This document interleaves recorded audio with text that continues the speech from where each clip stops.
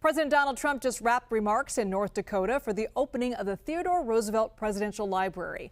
And while there, the president also got to take part in a Freedom 250 train ride.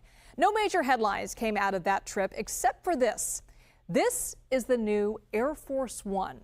It's the $400 million luxury jet gifted to the U.S. by the Qatari government last year. It will replace the old Air Force One, which has been used by presidents for over 30 years. The new ride is expected to be used until 2028. Trump also criticized Spain as members of NATO and members of NATO and made comments about Cuba while telling a story about Teddy Roosevelt. The Rough Riders' victory at San Juan Heights led directly to the collapse of the Spanish line. The Spanish. They're members of NATO, but not very good members of NATO. They say, no, we don't want to help other people. What are we doing, huh? They are not behaving nicely, but they will learn. Soon after, they relinquished their grip on Cuba and Guam, the Philippines and Puerto Rico, and they were all ours. We got them all. And speaking of Cuba, after many, many decades, it's coming our way. CBS News Chief White House correspondent Nancy Cordes is in Medora, North Dakota for us. Nancy, what else did the president have to say?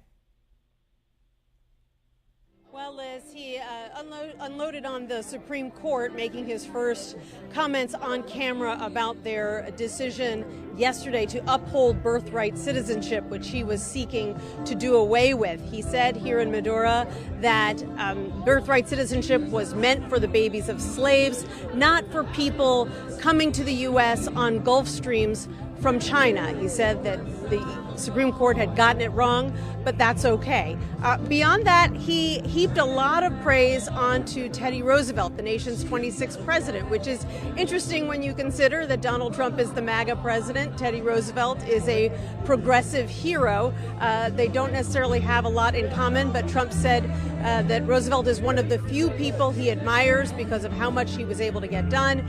Roosevelt's visage is, of course, on Mount Rushmore in South Dakota, where President Trump will be visiting at the end of this week.